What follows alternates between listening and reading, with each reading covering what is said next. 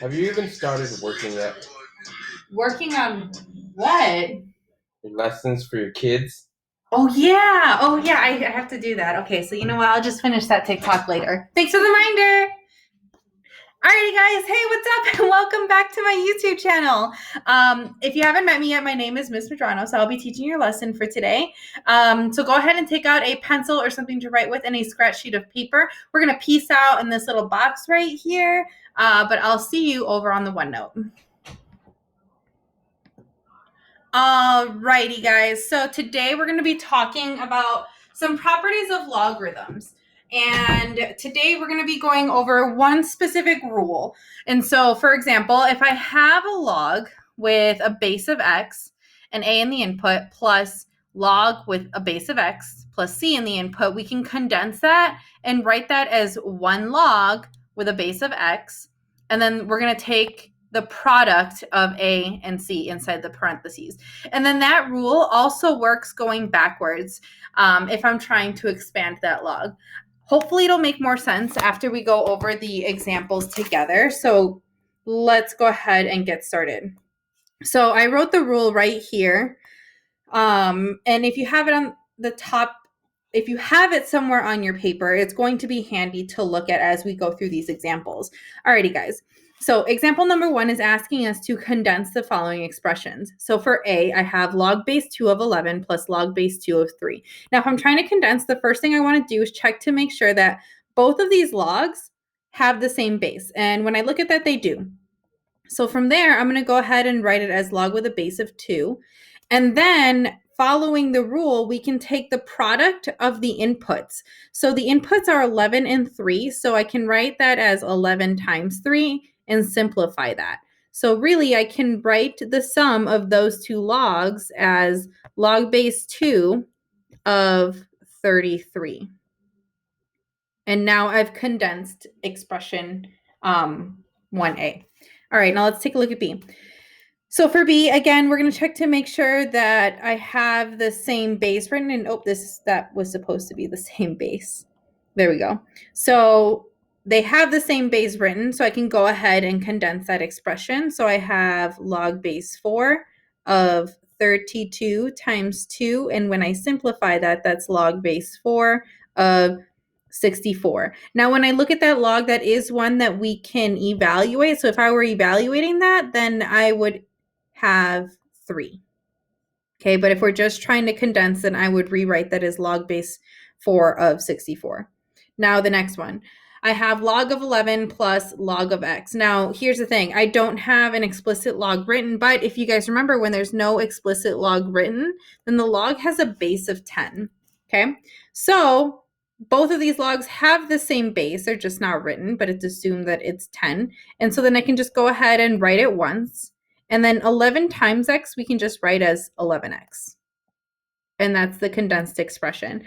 Now, when I come over to D, I have log base 3 of 5 plus log base 2 of 6.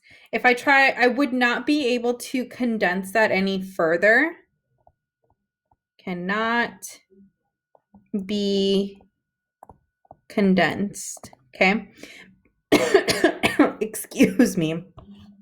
I can't condense those logs because they have different bases written. So there's no way that I can condense that right now. All right, so now we're going to go ahead and practice that rule, but going backwards. So the instructions are asking us to expand the following logs. So I have log base 6 of 2 times 3. So what I'm going to do is go ahead and write log base 6. And now these two things are being multiplied, so I can write it twice as the sum. So log base 6 of 2 plus log base 6 of 3. And now I've expanded that expression. Okay, so for the next one, I have log of 12xy. So now if you look at that, those are 3 things that are getting multiplied together. I'm going to cough again. I felt that in the back of my throat, so excuse me again. So those are three things that are being multiplied together. So that means I should have 3 logs written out by the time I'm done expanding this. Now remember, there's no base written here. So that's assumed that it's a base of 10. So I can just leave it as just log. So I can do log 12 plus the next thing I multiplied was x. So plus log x plus log y. And that's the expanded form.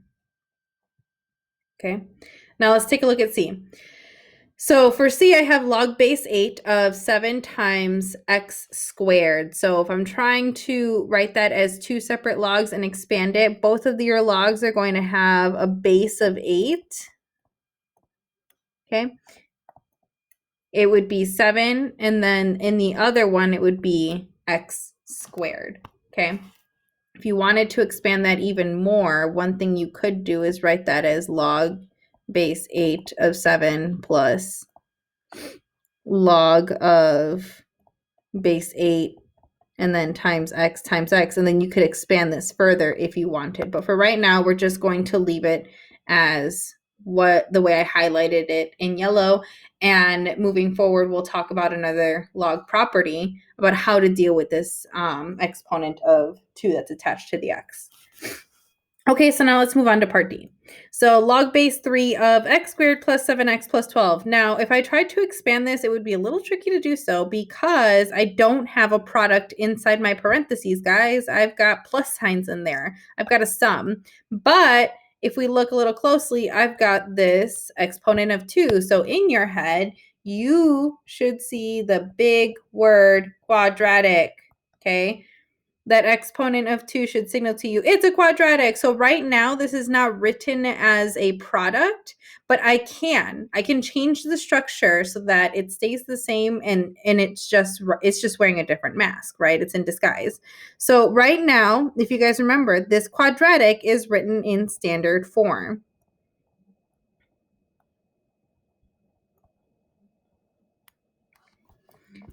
If I wrote that quadratic in factored form, remember factored form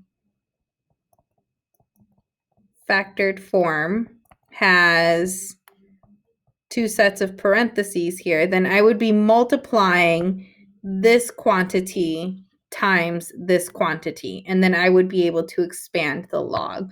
So let's do a quick overview of how to go from standard form to factored form. So I have x squared plus 7x plus 12. If I'm trying to go from standard to factored, I'm looking for 2 numbers that add to 7x or add to 7 and multiply to 12. So 2 numbers that multiply to 12 and add to 7. The only 2 numbers I can think of that satisfy both of those conditions are 3 and 4. So in my answer, I can write log base 3. And I'm going to write x plus 3 times x plus 4. And now I've got my log written as a product and I can expand it. So I'm going to write log base 3 because remember, when you rewrite it, you're going to use the same base. In one input, I'm going to write x plus 3 plus log base 3. And then in the second input, I'm going to write x plus 4. And this is the expanded form. Okay, so now we've practiced condensing and expanding. If you need to, pause and rewind whatever parts you need to make it make sense. For now, we're going to go on and we're going to do some quick practice problems on our own. So I want you guys to hit pause on this video, copy down the 3 problems, and try them on your own. When you come back, we'll go over the answers together. Okay, welcome back. All right, guys, so these are the problems that you guys just did on your papers. I'm just going to go ahead and show you the solutions down here. These are the condensed expressions, okay? They are boxed. So for number 1, you should have gotten log base 7 of 24. For number 2, we should have gotten log base 8 of 18x. And for number 3, we cannot condense because one log has a base of 9 and the other log would have a base of 10. They don't have the same base, so we cannot condense. All right, now let's practice expanding. So here are 3 problems, and I want you guys to do the same thing. Hit pause on this video, try it on your own. When you come back, we'll go over the answers together. All right, welcome back. So hopefully you guys tried this on your own. Here are the solutions to those expanding ones. So for one of those, you should have gotten log of 3 plus log of 4 for number 1. For number 2, we should have gotten log base 6 of 13 plus log base 6 of x. And then when we expand number 3, we should get this answer that's boxed in red right here. Alrighty, guys, so that's all I have for you today. If you have any questions, comments, or concerns, feel free to email your teacher or come to office hours. Please do homework number 5. It is the Google form. Don't forget to like, subscribe, and comment down below. Okay, thanks for watching. Bye.